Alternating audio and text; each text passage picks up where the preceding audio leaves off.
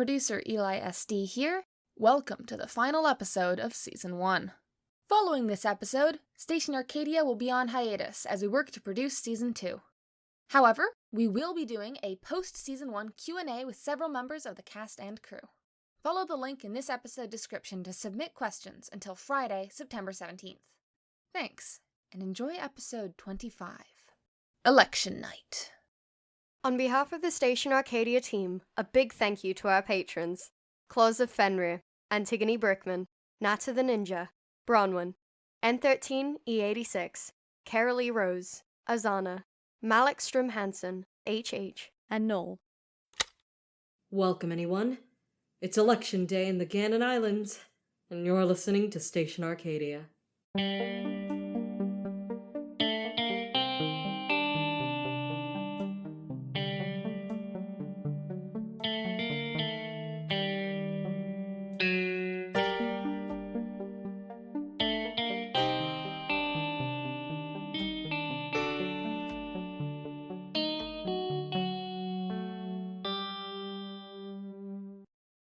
I've been broadcasting from Station Arcadia for over half a year now, and I never have found out if anyone is listening aside from Marvin and the others here at the station.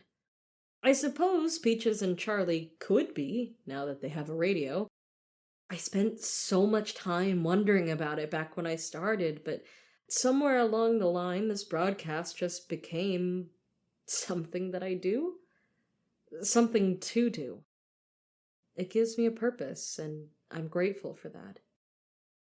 I've been looking forward to this particular broadcast for weeks. Or, well, maybe looking forward isn't quite right. I'm anxious to finally hear the results of Axel's long election campaign, and happy to be able to report it live to anyone who might be out there. But it's a bit rough to know there's nothing I can actually do to influence the results. Whatever happens, happens. So, to start off this Election Day broadcast, why don't we see what's going on currently in the Ganon Islands? Fingers crossed. Which made his chances slim to none from the beginning. Olsendera was somewhat more popular in early polling, especially among the Southern Isles, but it was clear even from the first press conference that he wouldn't outshine the lead candidates.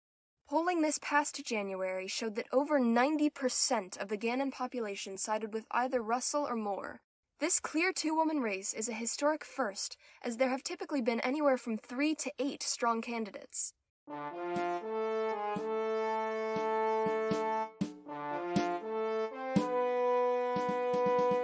For those of you just joining us, my name is Ellis Ariosa, and I'm covering our national election live from GN5 News on Island 7. We have currently received ballot information from 21 out of 75 districts across the 9 Ganon Islands. Oh, sorry, make that 22. I have just been informed that the last district on Island 4 has been counted. Island 4 was initially quite neutral, but Axel Moore did some impressive campaigning there last November, and it's trended towards her ever since.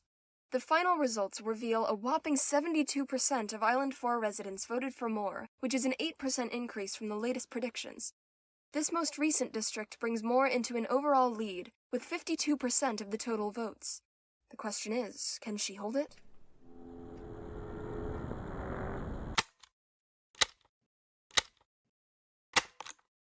Well, it looks like that's all we're getting. At least for now, listeners. I suppose we'll see if Arcadia has a story to share.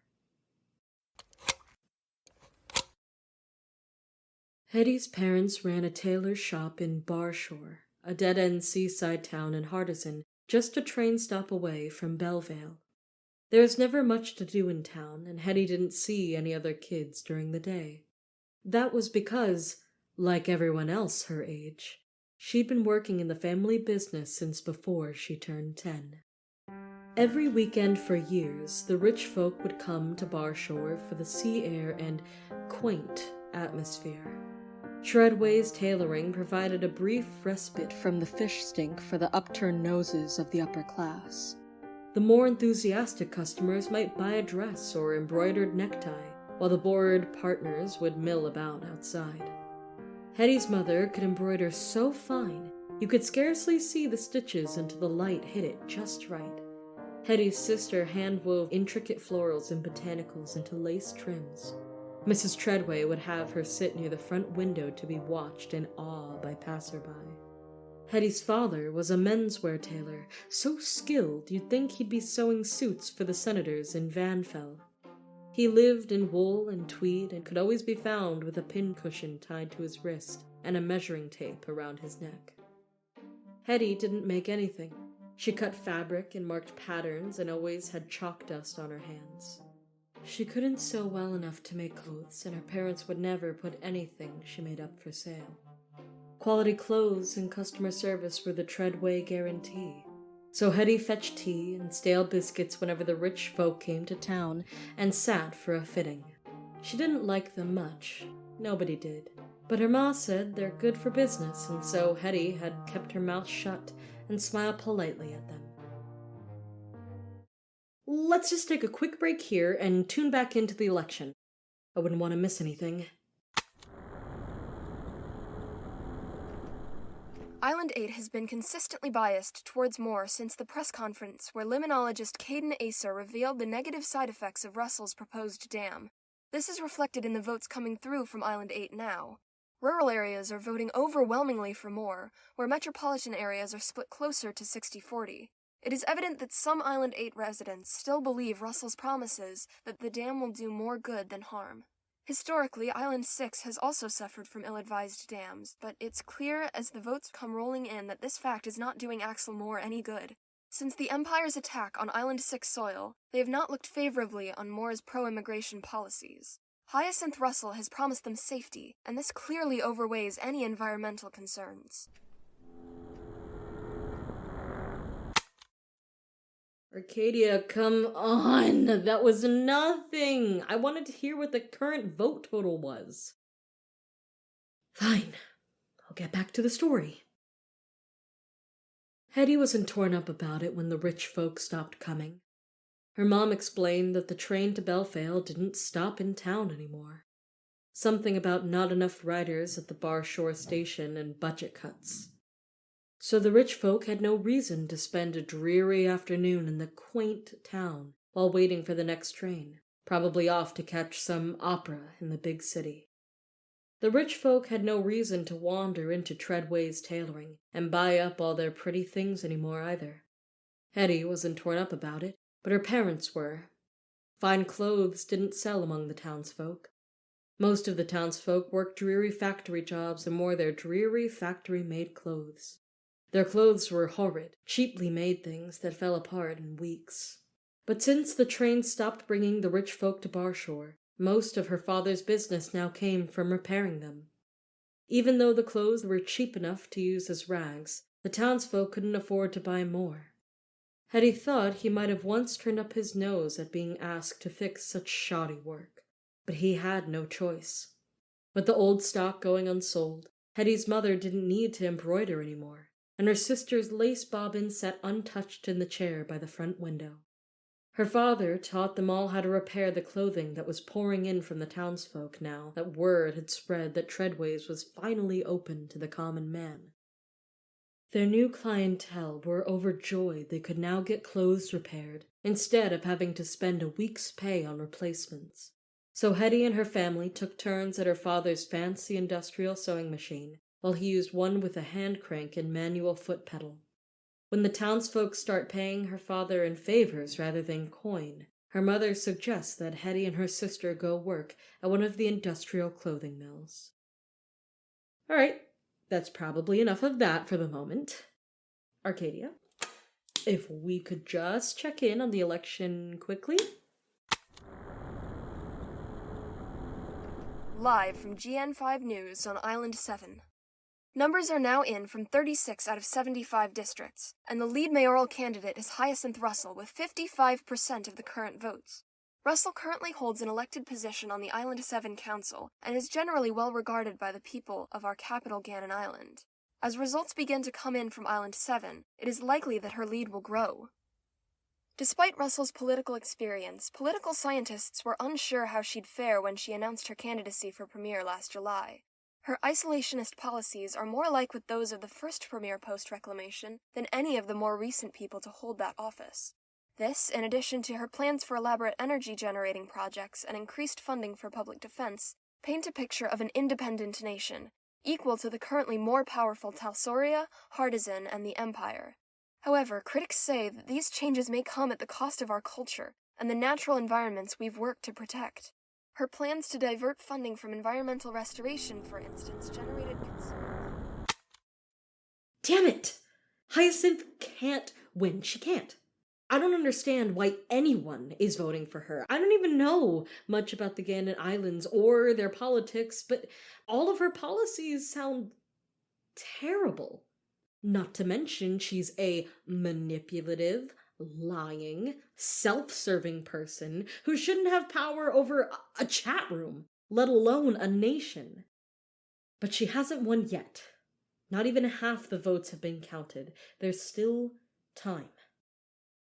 I wish we could hear from Axel herself and not just this news anchor. I hope she's doing all right. But I'm sure Arcadia has her reasons, whatever those may be.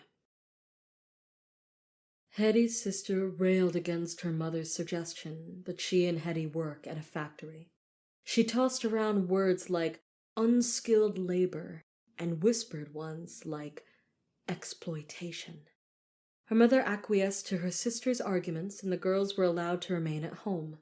It saddened Hetty that her brilliant, fiery sister would never see the inside of a lecture hall or debate with scholars. Instead, her sister ended up taking over most of her father's sewing at 17. She claims she did it out of spite, but Hetty thinks her sister is loath to admit that it was out of pity for their father. Years of stitching had toughened his hands and made his finger bones ache to move. Now he only sewed what Hetty's sister could not, and dealt with the customers. Still, sometimes when their wallets were especially empty, Hetty would catch him working late at night on repair projects that weren't his. Mouths to feed mattered more than swollen and sore hands in his eyes. Hetty was 13 when she realized she didn't want to sew for a living. She'd been lucky compared to the other children. She had to work, but she'd gotten to work with her family. She'd never had to wear an ugly factory uniform instead of her father's handmade dresses and smocks, nor did she have to leave home early in the morning to work until sundown.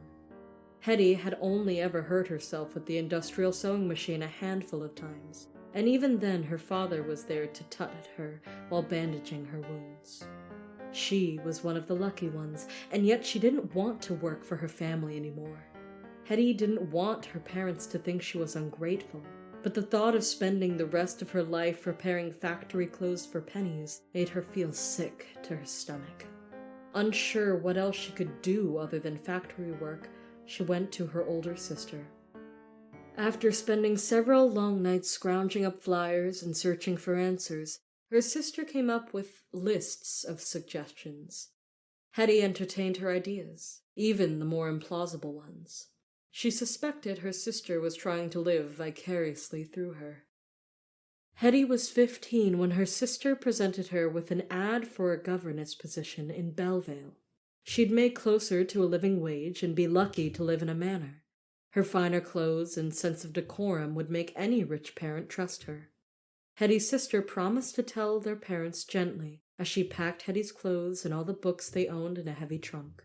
She made Hetty promise to phone if she was able and to write every week. Hetty promised to send half her paychecks home with her letters. Her sister slipped a beautiful lace handkerchief into her coat pocket. It had Hettianne Treadway embroidered across it in her mother's looping cursive. Hetty left on the lone weekly train one cold, quiet evening. She hauled her trunk up into the compartment and scrambled on before the train could leave without her. She'd made her choice, and she was getting out. She dozed on the few hours' ride to Bellevale, completely alone in the economy-class car. If she thought too hard about what she was doing, she thought she'd start crying. Hetty would hate to get snot and tears on her precious handkerchief. Okay, maybe more votes are in now. Let's take a listen and see. Rural areas, especially on islands 3, 5, and 8, have typically favored Moore despite a slight sway towards Russell last October. Areas such as these typically value their individual islands' culture and customs and oppose Russell's unification plan. Russell proposes that decreasing the power of each individual island's mayors and council and increasing the responsibility of the premier would create a more unified Gannon Islands. She posits that this would allow for bigger projects that would benefit all 9 islands and result in increased national spirit and patriotism. While this may be true, not everyone is convinced. Increasing the power of the premier and their team would also allow for more drastic errors to be made, erode individual cultures, and require fewer checks and balances for large... Well, that's bad. That seems very bad. Of course, it's only a problem if Hyacinth Russell gets elected, which I have no clue about because Arcadia won't let me keep listening to the election news report. Maybe if I just finish the story, we'll be able to actually hear from Axel and Soren. No. I can't do it. Can we just please? I know that every story is supposed to be important, but I can't focus on this right now. All I can think about is Axel and Soren and the election. Just let me hear what happens. And Russell's immediate response to the crisis brought her into the spotlight. Moore attempted to reclaim her lead, but since the attack on Island 6, she's been doing almost nothing except responding to Hyacinth Russell's narrative. She hasn't been able to spend time on her own policies and plans, except as they relate to Russell's.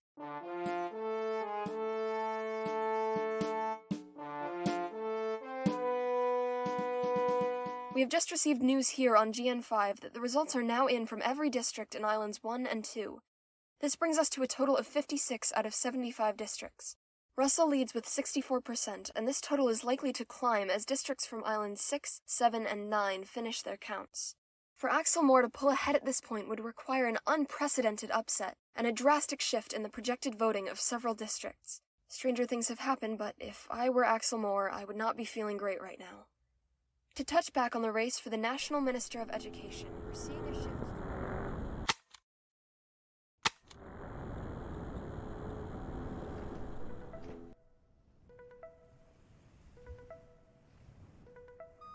Hello, Axel Moore speaking. Oh, Stars, there you are. I've been trying to reach you for the past 40 minutes. Mm-hmm. Are you watching the results? Forget that, are you okay? You know what, Soren? I'm doing pretty good right now. Where are you? Boat. Boat? Like, you're on a boat? Yep. It's a lovely night, you know. I haven't been able to do this in a while because of the whole campaign thing. Had to dust off the tackle box and everything. You're fishing right now? Yeah. Look, I know I'm supposed to be concerned about the results, blah, blah, blah, but whatever happens, happens, you know? I had a very enlightening conversation with Asphodel that reminded me of what I could do. It's nice to do something right. Axel, shut up for a second. I'm sorry, why are you talking to me like that?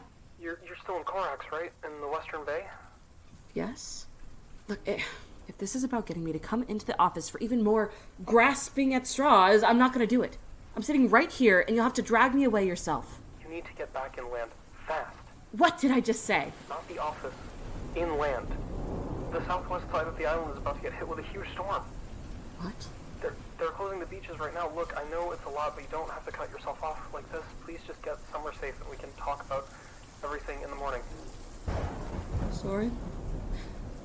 Soren, no, I can't make it back to shore. No, you're gonna be alright. Everything will be fine. I'm too far out. And I didn't pay attention to the winds, and...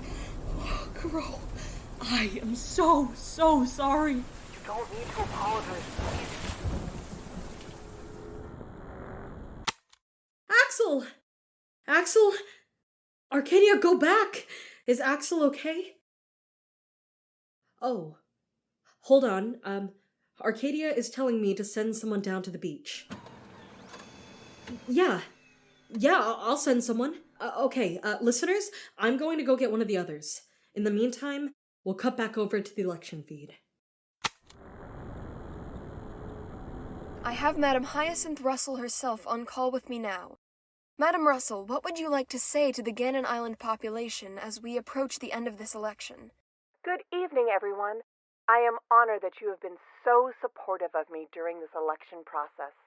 It's been a very close race these past months, but I know you all have been getting your votes in and making every one of them count. When I ensure the security of our nation, when I boost the economy by investing in energy-generating projects, when I help fund development and growth in small towns and communities, you can be assured that it was your vote that made it possible, and only thanks to your help that I will be able to transform the Gannon Islands from what they are now into what they could be. The Gannon Islands today are a place of relative luxury, and I will ensure they remain that way, and that our quality of life will only improve. By centralizing our production of goods and exports into larger city centers, industrializing our means of production, and staying vigilant against the forces at our doorstep, I will ensure our nation is not a force to be trifled with. Of course, I could not have come this far without the help of my wonderful staff and assistants. In particular, I would like to thank my campaign manager, Garrick Leeson, for all of his invaluable advice, and my daughter Asphodel for her loyalty and loving support. I'd also like to thank Axel Moore for giving me a good challenge. It's been my pleasure to debate her throughout this campaign trail. I am sure I have learned a lot from her outsider perspectives on politics and her interesting ideas. Though the results haven't been finalized, the current numbers give me enough confidence to say that I am excited to be your new premier and your friend as we move forward into a brighter future.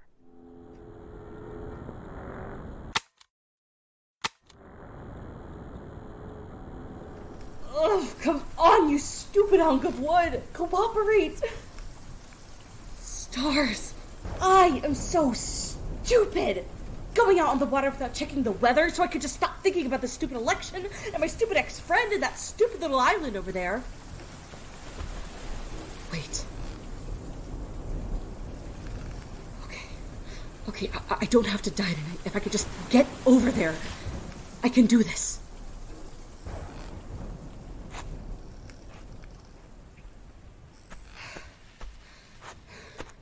I didn't think that there were any islands in the bay. There aren't. Oh, jeez, you almost gave me a heart attack. What do you mean there aren't any islands? There's no way I was blown more than a few miles from where I was. You weren't. Welcome to Arcadia. My name is Zed. Axel. Oh, I know. You really aren't making me feel any better about the situation. Sorry. In any case, Arcadia isn't your typical island. You only come here when you need to. Or, I guess, you will come here when you need to. I don't think I understand. That's okay. You don't need to. Take this. What is it? A kind of technology that has been forgotten outside of these shores. You can call it a radio. I needed to wash up on this island to get a radio. Maybe. Or maybe it was for some other reason. I don't suppose your magic island could do anything about the election back home? Arcadia isn't magic. She just gives people things that they need. So, Hyacinth becoming premier isn't pressing enough. No, I get it. I do. I mean, if it was that important, I should have done something more myself. I shouldn't try to dump that responsibility on a landmass and its weird keeper, which I may or may not be hallucinating. Look, go back home. I think you'll find that the storm won't cause you any problems. Thanks for the radio. I'm guessing you're not going to tell me what it does. You'll figure it out. Right. By the way, you should really set up an irrigation system for that rice. What rice? The patch over there. I think it's doing okay because we're in monsoon season, but we're about to move on to drier times, and you need to keep it moist. I mean, I only know a little bit about rice anyways, and maybe you grow weird magic rice here. Oh, no, thank you. I appreciate it. We didn't know that's what it was. Right, then. I'll just leave you to you and your rice and your whatever you were doing before. Yeah, have a good day. And Axel, stay safe.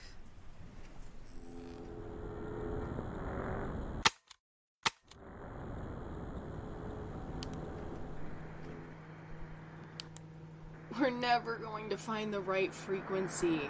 We just have to keep trying. I don't know how to speed this up any more than you do. What can someone from the Ganon Islands do for us anyway? I don't know exactly.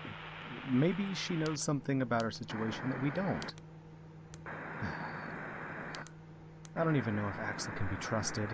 Or that Cassandra person. They were watching us. Listening in, more like. Speaking of... What are you doing? Looking for something. I don't know. Maybe the room is bugged. It has to be. How else would Cass be able to hear us? Maybe they're just omniscient or something. Ooh, maybe they're a prophet. This could be a really dangerous security breach. We've talked about too many classified things in this room. Then we'll have to be more careful in the future. Let's just get in contact with this politician, then we can contact Cass again. Maybe they'll be able to investigate this more than we can right now. I mean, they're the one who can hear us. Maybe they can figure out where it is by how close our voices are or something? If they're on our side. Yeah. What if we don't find her, Charlie? Sometimes we just have to have faith. Which should mean a lot, coming from me. Alright. If you say so.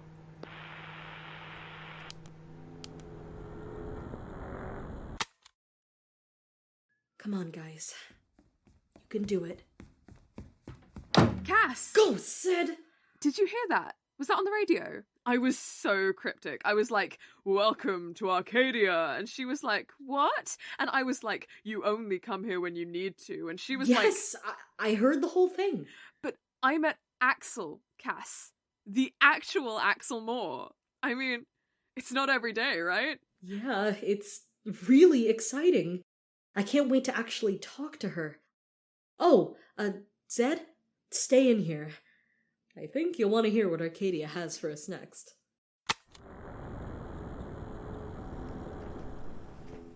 What is this thing? Buttons? Dial? Might be like an old phone. Must not have a signal. Makes sense, I guess. There's just static. It sounds clearer, like water or something. Oh. I'm turning up the volume. Hold on. Hello? Hello? Hey, we got someone. Who is this? How did you call me? This thing looks ancient. So does ours, and it still works. Who am I speaking to? We got someone else, Charlie. Peaches.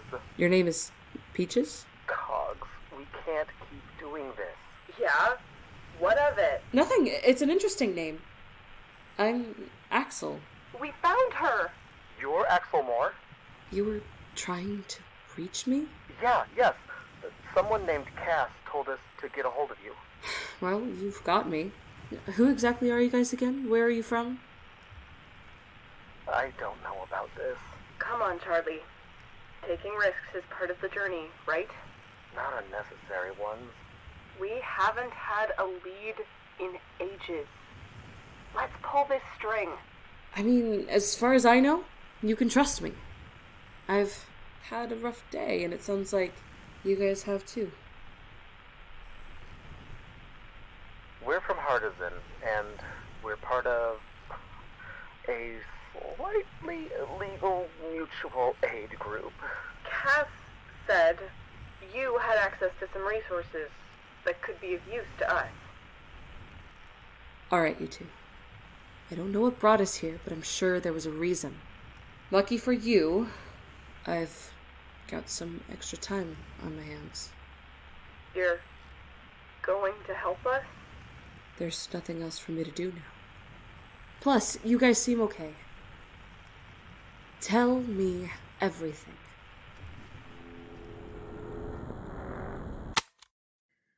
Listeners, the result of the premier election in the Ganon Islands has been finalized. The next chief executive will be Hyacinth Russell. I knew. I knew the whole broadcast that she would win. Right from the beginning with how hopeless Axel was, and yet I thought that maybe it would be okay this time. Will it ever be okay? This has happened hundreds of times before, and we're still in the same damn place as we were.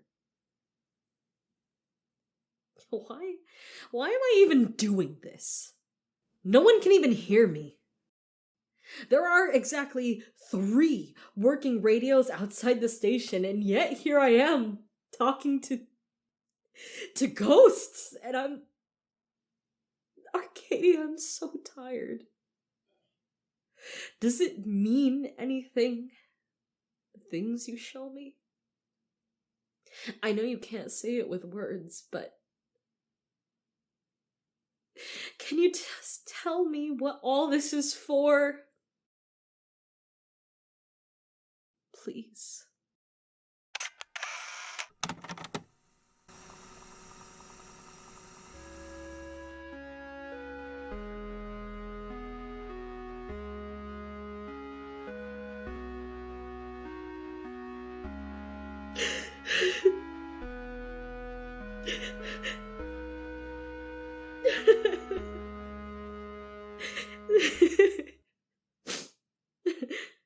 My fault for bringing up ghosts in the machine, huh?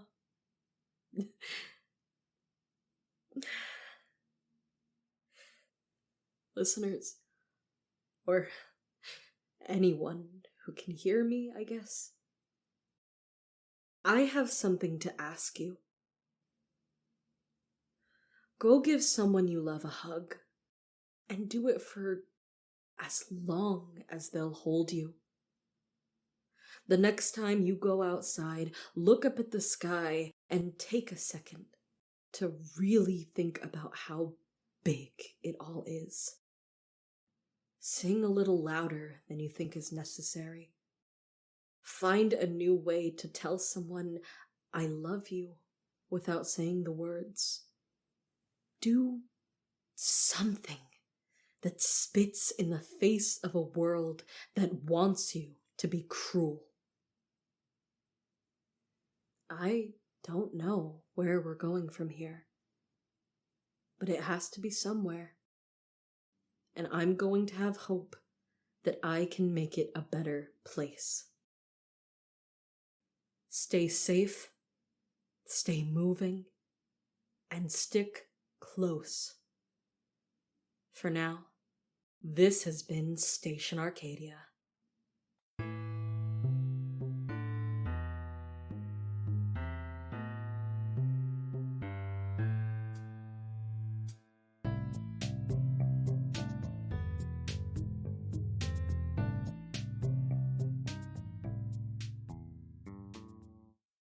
Station Arcadia is a podcast by Metal Steve Productions, and licensed under a Creative Commons Attribution Non-Commercial Share-alike 4.0 International License. It is produced by Eli SD and CVVM, and directed by Tova Brantner. Today's episode contained take selection by Eli SD, J.R. Steele, Tova Brantner, and Logan Alexis H., soundscaping by J.R. Steele, and music by Theo Goodwin. It was written by Tova Brantner and J.R. Steele, with radio story by Pascal Lariviere and GN5 news segments by Eli SD. It featured Jade Virginia as Cass, Sam Lukey as the news anchor, Ray Cameron as Axel Moore, Akash S. as Soren, Caroline Hernandez as Hyacinth, Tizzy Tresler as Zed, Carolee Rose Howe as Peaches, and Corey Repass as Charlie. I'd like to personally congratulate the entire cast and crew of Station Arcadia for a successful first season. Everyone has put in so much work to create this show, and I'm proud of all of you.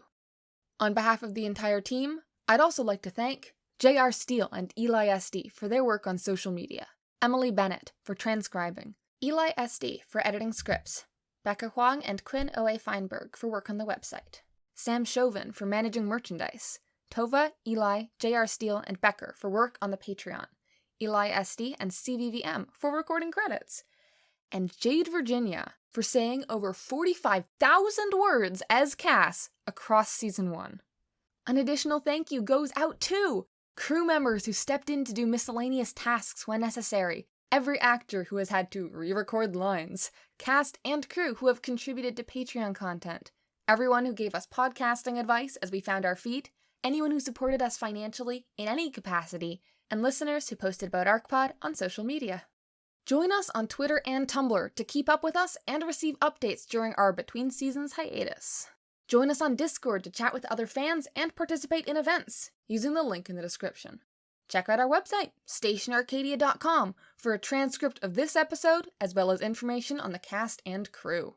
Today's podcast of the week is Station Arcadia. Have a great day, everyone, and see you in Season 2.